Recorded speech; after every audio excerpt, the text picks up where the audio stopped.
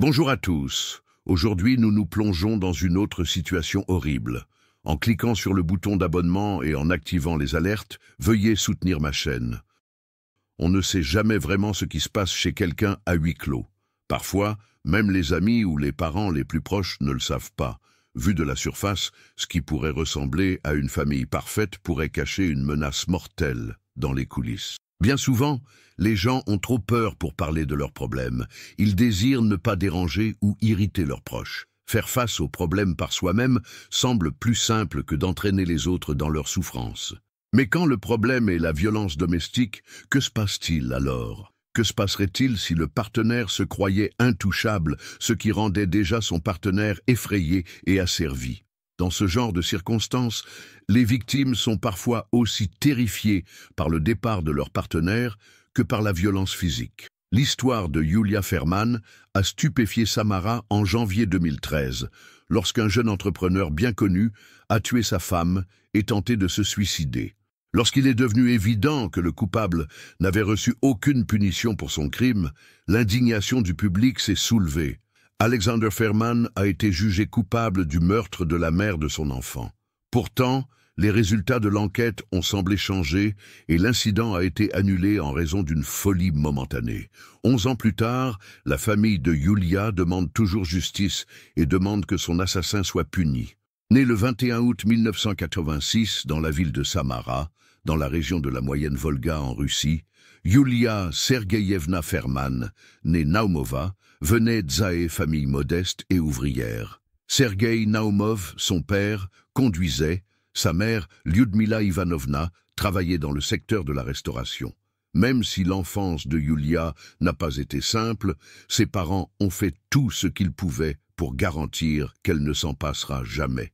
Ils étaient déterminés à lui offrir la meilleure éducation possible, ainsi qu'une éducation décente. Yulia a commencé à fréquenter l'école publique H67 de Samara en 1993. Elle a obtenu son diplôme en 2003. Son diplôme en main, elle a poursuivi ses études à la faculté d'économie et de gestion de l'Académie d'État de Samara. Elle a obtenu son diplôme en 2007 et a trouvé peu après un emploi chez VIP Auto, un grand concessionnaire local. Elle a rencontré ici pour la première fois un jeune homme appelé Alexander, et leur aventure amoureuse a commencé. Alexander Mikhailovitch Ferman venait également de Samara. 1985 voit sa naissance dans une famille aisée. Son père, Mikhail Ferman, a accumulé des richesses dans le secteur agricole tout au long des années 1990.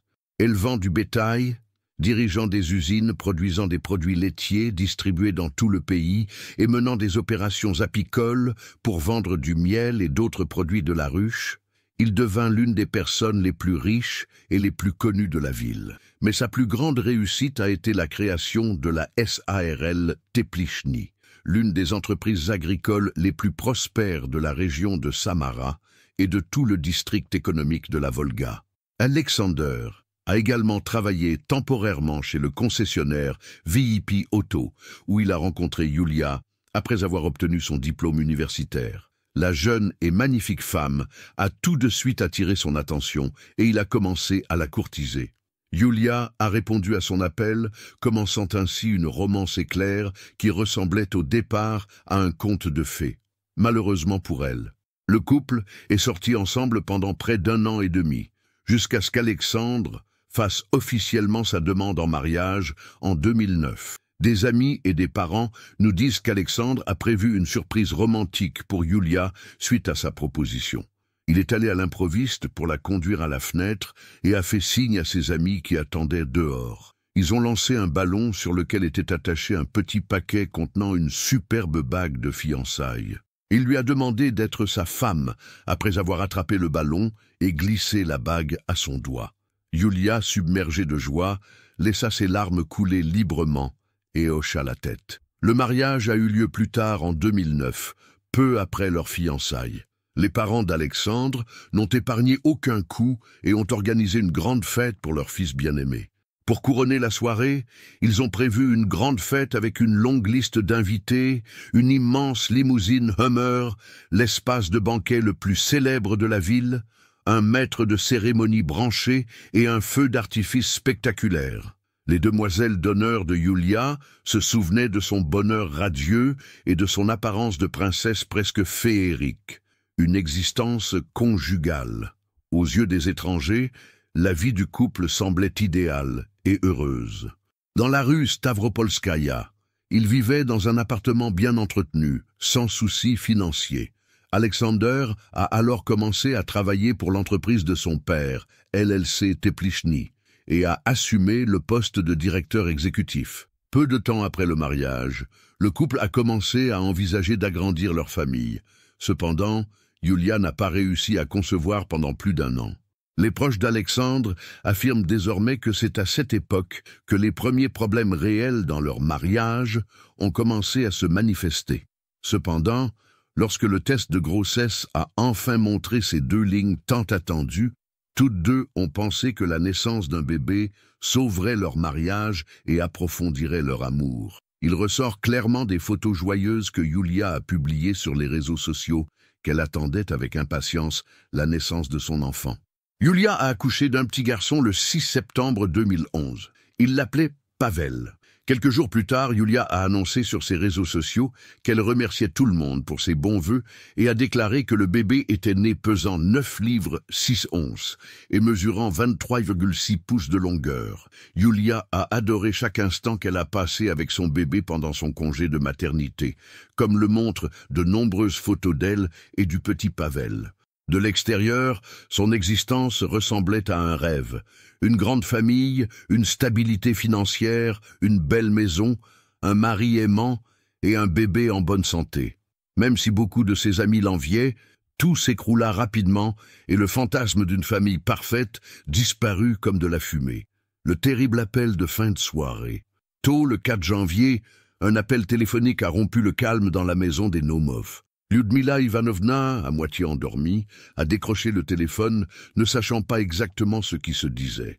De l'autre côté, son gendre Alexandre lui disait froidement que Yulia était morte. Elle avait l'impression que le sol avait disparu sous ses pieds. Elle trouvait cela incroyable, supposant qu'il devait s'agir d'une sorte de farce cruelle et inutile. Elle a commencé à crier et à pleurer, ce qui a amené son mari horrifié à entrer en courant. Tout ressemblait à un rêve à partir de ce moment-là. Lyudmila Ivanovna affirme qu'elle et son mari se sont précipités dehors, ont jeté des vêtements à la hâte, ont fait signe à la première voiture qui passait, suppliant le chauffeur de les emmener à l'appartement de leur fille. Une quinzaine de minutes plus tard, ils atteignirent le bâtiment de la rue Stavropolskaya, où une ambulance était déjà garée près de l'une des entrées. Lyudmila, à peine consciente d'elle-même, s'est précipitée vers les ambulanciers. Mais ils ont simplement haussé les épaules, lui ont exprimé leur sympathie, et lui ont dit qu'ils ne pouvaient plus rien faire. Dehors se trouvait Elena Ferman, la belle-mère de Yulia, tenant dans ses bras le petit Pacha, leur petit-fils d'1 an et demi. Lyudmila s'est précipitée vers elle, cherchant désespérément des réponses. Mais tout ce qu'elle a pu découvrir dans les déclarations d'Elena, c'est que Yulia avait disparu. Lorsque les Naumov sont arrivés à l'appartement, ce qu'ils ont découvert était épouvantable. De petites taches de sang sur le sol menaient aux toilettes. À l'intérieur, morte sur le sol, à côté de la porte, gisait leur fille. Ses cheveux couvraient son visage, emmêlés de sang. C'était emmêlé. Sa mère sentait qu'elle ne pouvait pas s'approcher. Elle s'est évanouie et a dû être transférée dans une autre pièce.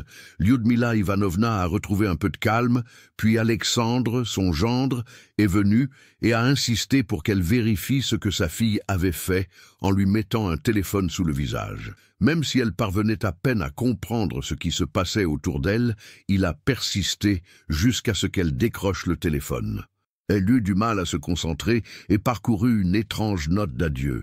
Yulia aurait admis dans ce message avoir trompé son conjoint 6 mois auparavant et affirmé qu'elle pouvait se pardonner. Elle a dit que si ces actes détruisaient sa famille et bouleversaient la vie de leur enfant, elle ne savait pas comment elle pourrait continuer. Alexandre a d'abord déclaré que Yulia s'était suicidée. Cela semblait étrange. À propos de sa prétendue liaison, il a déclaré qu'elle avait été tourmentée par des remords et qu'elle s'était retrouvée incapable de fonctionner. Elle s'était comportée de manière inhabituelle ce soir-là, a-t-il déclaré. Ils se sont chamaillés, puis Yulia est allée aux toilettes. Elle était là depuis trop longtemps, remarqua-t-il après un certain temps. Elle ignora ses coups et il la découvrit suspendue à la poignée de porte, un cordon de sèche-cheveux enroulé autour de son cou. Il dit qu'il a essayé de la réanimer en pratiquant la RCR, mais il a appelé les services d'urgence et ses parents pour l'aider avec l'enfant, alors qu'il savait qu'il ne pouvait rien faire. Alexander a téléphoné à sa belle-mère pour lui faire savoir ce qui s'était passé une fois que les ambulanciers ont vérifié que Yulia était partie. Il était dans l'appartement tout le temps, traitant avec les policiers et le personnel médical qui se sont présentés sur place. Alexandre, cependant, ne se comportait pas comme un veuf endeuillé. Il semblait incroyablement calme, puis Lyudmila Ivanovna est arrivée et il est devenu clairement agité. Il n'a exprimé aucune compassion pour elle. Il avait vraiment l'air déterminé à aggraver encore plus ses souffrances.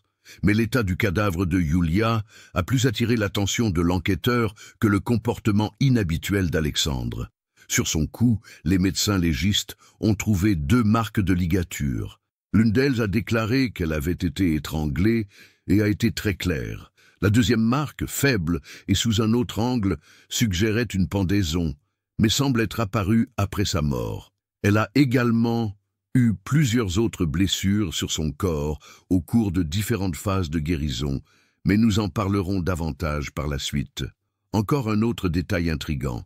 Lorsqu'Alexandre a découvert sa femme morte, son premier appel a été adressé à ses parents et à un proche employé à l'hôpital plutôt qu'au service d'urgence. Ils sont arrivés sur place avant même l'arrivée des secours. Qu'est-ce qui a rendu le message d'adieu inadéquat? Lyudmila Ivanovna a été choquée et à peine capable de comprendre quoi que ce soit après avoir perdu sa fille lorsque son gendre lui a montré pour la première fois le message sur son téléphone. Elle avait d'excellentes raisons de se méfier du fait que sa fille avait écrit le message dès le début. Tout d'abord, Yulia n'avait jamais envoyé de SMS à sa mère auparavant, car elle savait que sa mère lisait à peine les textes en raison de sa mauvaise vision. Deuxièmement, Yulia ne s'est jamais adressée à sa mère de la manière dont le mot d'adieu le faisait. Troisièmement, Lyudmila était sûre que sa fille n'abandonnerait jamais son enfant. Son existence tournait autour de lui tout au long. De plus, les spécialistes ont conclu que le message avait été délivré après que le cœur de Yulia s'était déjà arrêté de battre. Alexander a clarifié cela en disant que Yulia aurait pu taper le message et l'avoir laissé sous forme de brouillon, et qu'il avait involontairement envoyé le dernier message de sa femme à sa mère alors qu'il essayait d'appeler de l'aide médicale sans y penser. Même si elle n'a pas donné beaucoup de détails, le téléphone de Yulia a également montré une conversation avec un ami proche lorsqu'elle a parlé de problèmes liés à son mariage et de la conduite agressive de son mari. Elle avait visiblement peur d'Alexandre. Yulia a dit dans l'une de ses dernières lettres qu'elle ne pouvait pas quitter son enfant et qu'elle ne pouvait tout simplement pas se permettre de mourir, donc elle resterait forte pour lui. En examinant le corps de Yulia et la scène du meurtre, les enquêteurs sont arrivés à la conclusion qu'il s'agissait d'un crime mal préparé pour ressembler à un suicide, et non à un cas de suicide. Alexander a été immédiatement emmené en prison et envoyé dans un établissement correctionnel pendant que l'enquête était en cours. Il est devenu le principal suspect. Alexandre a d'abord insisté sur le fait que sa femme s'était suicidée. Affirmant que sa culpabilité et ses regrets l'avaient conduite à une action si désespérée, il l'accusa d'infidélité. Pourtant, le rapport médico-légal concluait sans équivoque que Yulia avait été tuée de force. L'hypothèse préliminaire veut que le couple se soit disputé furieusement sur un petit sujet à la fin du 3 janvier. Alexandre a battu et étranglé sa femme pendant la bagarre, puis a cherché à présenter sa mort comme un suicide. Il a été officiellement inculpé du crime le 18 janvier, sa peine d'emprisonnement a été prolongée et l'enquête s'est poursuivie. Alexander a reconnu peu de temps après que lui et sa femme avaient eu une vive dispute ce soir-là. Il a dit qu'il ne se souvenait pas de ce qui s'était passé ensuite, mais il a admis l'avoir frappé et attrapé un sèche-cheveux à proximité. Il a juste repris ses esprits lorsqu'il a trouvé Yulia morte sur le sol avec du sang dessus et le sèche-cheveux enfoncé autour de son cou. À ce moment-là, a déclaré Alexander, sa seule pensée était de s'assurer que Pavel, leur fils d'1 an et demi, ne se réveillerait pas et ne découvrirait pas ce qui s'était passé. Alexander a commencé à nettoyer les taches de sang sur le sol après avoir endormi son fils. Puis il a emmené le corps de sa femme dans la salle de bain, le suspendant au fil du sèche-cheveux, sur la poignée de la porte, pour donner l'impression d'un suicide. Affirmant avoir subi une sorte de trou de mémoire, il a soutenu qu'il ne pouvait pas se rappeler comment il avait réalisé tout cela. Selon les premières évaluations psychologiques et psychiatriques, Alexandre était parfaitement conscient de ses activités et sain d'esprit au moment du crime.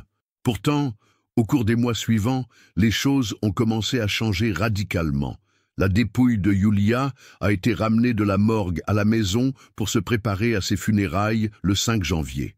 Les parents d'Alexandre se sont rendus à l'appartement des Naumov le même jour pour demander l'expiation pour leur fils et pour eux-mêmes autant qu'ils pouvaient être pardonnés. Ils sont alors partis. Ni eux ni aucun autre membre de la famille Ferman n'ont assisté au service commémoratif ou aux funérailles. Les funérailles ont eu lieu le lendemain, le 6 janvier. Plus d'une centaine de personnes sont venues honorer la jeune femme enlevée trop tôt, mais aucun membre de la famille Ferman ne s'est présenté. Lyudmila Ivanovna a entamé les démarches pour obtenir la garde de son petit-fils quelques jours plus tard, après avoir commencé à gérer sa perte. Elle s'est rendue auprès des autorités compétentes qui l'ont conseillée sur les papiers et dossiers qu'elle devait constituer. Elle a consulté plusieurs experts pendant plusieurs semaines, notamment des psychologues et des médecins, mais Lyudmila a été renvoyée de manière inattendue une fois tous les documents remplis. Le petit Pacha a été laissé avec ses grands-parents paternels par les autorités de protection de l'enfance, car ils étaient riches et pouvaient lui offrir un meilleur mode de vie. Lyudmila et son mari n'étaient autorisés à emmener leur petit-fils que le week-end, ce qu'ils faisaient souvent.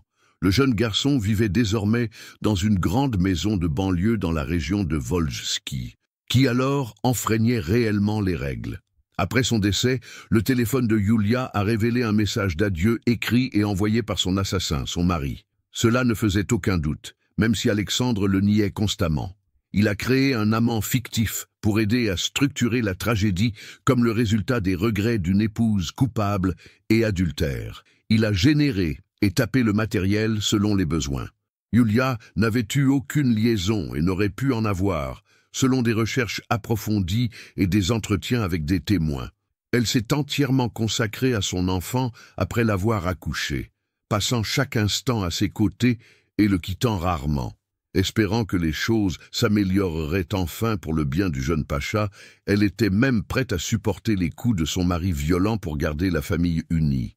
Alexandre n'était pas non plus particulièrement innocent. Il avait eu une liaison, sans même essayer de la garder secrète. Il a rendu visite à plusieurs reprises à une jeune femme qui habitait à proximité, et leur relation était évidemment plus qu'agréable ou de bon voisinage. Elena, la cousine de Yulia, affirmait avoir vu Alexandre et cette femme s'embrasser dans sa voiture juste avant la catastrophe. Elle l'a seulement dit à sa mère, qui l'a vérifié plus tard. Alexandre s'est disputé avec sa femme le soir du Nouvel An, puis est parti célébrer l'événement avec des amis. Et la même femme, Yulia, a gardé cela pour elle, mais s'est confiée à sa meilleure amie, quelqu'un en qui elle pouvait toujours avoir confiance. Elle ne voulait pas déranger ses parents. La nouvelle évaluation a changé la donne. Lorsqu'Alexandre a commis le crime contre sa femme, une deuxième évaluation psychologique réalisée en mai 2013 a conclu de manière choquante qu'il était temporairement fou. Par conséquent, l'accusation de meurtre, qui était passible d'une peine maximale de 15 ans de prison, a été reclassée comme un crime commis dans un état de folie temporaire, abaissant ainsi immédiatement la peine possible à seulement 3 ans. Comportement inhabituel pour quelqu'un dans un état de folie temporaire. Alexander avait déployé de grands efforts pour organiser sa mort comme un suicide après le meurtre de sa femme, mais pour une raison quelconque, personne ne semblait préoccupé par cela. Pour dissimuler les traces des coups, il a nettoyé le sol. L'avocat a même préparé une fausse note de départ à l'intention de la mère de Yulia, faisant état de ses déplacements et du litige concernant la garde. L'avocat d'Alexandre a immédiatement travaillé pour modifier les conditions de détention de son client et, en mai, Alexandre a été libéré en vertu d'une ordonnance de restriction de déplacement. Cela signifiait essentiellement qu'il pouvait se promener et continuer sa vie en attendant son procès. Ce choix a attristé les parents de Yulia, qui ont alors fait appel au parquet pour une troisième expertise psychologique. Cette fois, des experts du Centre de recherche d'État Serbski en psychologie sociale et médico-légale de Moscou ont été dépêchés sur place et les conclusions ont mis 3 mois à arriver. Pourtant, les psychiatres viennent de confirmer que l'accusé s'était comporté dans un état de folie passagère. Concernant l'évaluation initiale, qui montrait qu'Alexandre était parfaitement conscient et avait délibérément tenté de cacher le crime, il a été affirmé que les experts avaient simplement commis une erreur en interprétant mal la conduite et les actes de l'accusé. Alexander a également modifié ses mots à plusieurs reprises, décrivant son état cette nuit-là d'une manière qui ressemblait exactement à une définition classique de la folie temporaire. Le tribunal commence le procès. La première audience dans l'affaire Ferman a eu lieu au tribunal du district Karovski, à Samara, le 22 janvier 2014. Alexander affirme que les problèmes de leur relation ont commencé avant même le mariage, lorsqu'ils ont déménagé ensemble. Yulia, dit-il, n'exigeait que ce qu'il y avait de mieux et possédait des droits et des attentes élevées. Il a ajouté que ses désirs, auxquels lui et ses parents convenaient, étaient un mariage somptueux, une limousine coûteuse et tous les extras. Alexander a rapporté que sa relation avait souffert alors que lui et Yulia avaient essayé sans succès pendant plus d'1 an après le mariage. Et Yulia commença également à parler du divorce. Peu de choses ont changé lorsque leur fils Pavel est enfin né. L'accusé a déclaré que sa femme ne se souciait que de son salaire et qu'elle était totalement absorbée par l'enfant, dénuée de tout intérêt pour lui. Les parents d'Alexandre ont soutenu ces affirmations, accusant leur belle-fille de comportement matérialiste. Alexander a déclaré que sa femme autrefois bien-aimée était devenue distante et qu'il n'avait nulle part où discuter du climat oppressant qu'il a décrit à la maison et qui s'aggravait. Le jeune entrepreneur a déclaré le soir même que lui et son épouse avaient eu une autre dispute majeure au cours de laquelle elle avait de nouveau évoqué le divorce. Elle a commencé à crier, a-t-il dit, disant qu'elle kidnapperait leur fils et l'empêcherait de voir le garçon. Alexander a déclaré qu'à ce moment-là, sa bouche était devenue sèche, ses oreilles avaient commencé à bourdonner, puis il avait perdu connaissance. Yulia était morte quand il revint à lui. Il a dit qu'il avait amené son corps aux toilettes et nettoyé le sang sur le sol pour éviter d'effrayer leur fils. Mais il n'a jamais expliqué pourquoi il avait choisi de simuler sa mort comme un suicide.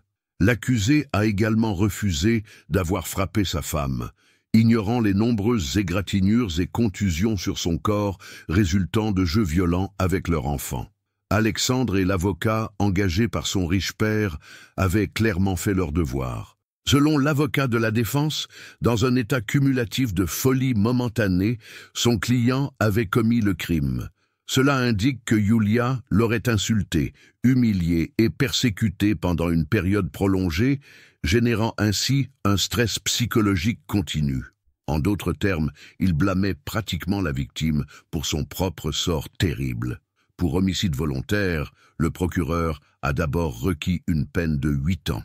Mais l'avocat chevronné de la défense a rapidement réussi à faire ramener l'accusation à un crime commis sous l'effet d'une folie temporaire, abaissant ainsi la peine maximale possible d'Alexandre à seulement 3 ans dans une colonie pénitentiaire. Tout au long du procès, il y a eu divers événements étranges, notamment une tape sur les doigts d'un tueur. Premièrement, le psychologue légiste du premier panel, qui avait décidé que l'accusé était totalement sain d'esprit et s'était comporté délibérément, disparaît et ne se présente jamais au tribunal. Puis, comme si elle n'avait jamais existé ou était jugée inutile. Toute référence aux contusions et aux coupures sur le corps de la victime a semblé disparaître. À chaque audience, la victime elle-même était également progressivement dépeinte de manière défavorable. Alexandre Mikhailovitch Ferman a été condamné à seulement 2 ans et demi de probation et reconnu coupable d'un crime commis dans un état d'aliénation mentale temporaire le 8 août 2014. En d'autres termes, il n'a pas passé de temps derrière les barreaux. Bien que l'accusation ait d'abord réclamé 3 fois ce montant, sa seule punition a été de devoir s'enregistrer systématiquement auprès du service pénal fédéral et de payer 1 million de roubles de dommages moraux aux parents de Yulia, restés au pays. Le tribunal a pris en compte les prétendus regrets d'Alexandre, y compris ses excuses auprès de sa belle-famille et de son jeune fils, pour l'aider à subvenir à ses besoins. Pourtant, les Naumov ont immédiatement déclaré qu'ils avaient l'intention de faire appel de la sanction, espérant même la porter devant la Cour suprême. Leurs appels ont néanmoins été rejetés. Leur tentative de recours en cassation contre la décision du tribunal régional de Samara a également échoué. La punition était toujours la même.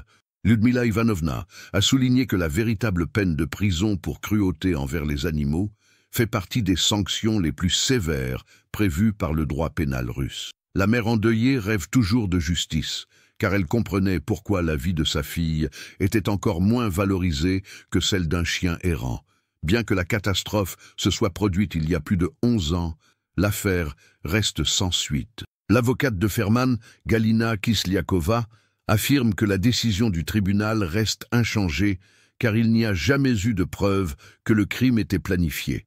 Elle estime que les plaintes de la mère de la victime sont entièrement émotionnelles et sans aucun poids juridique.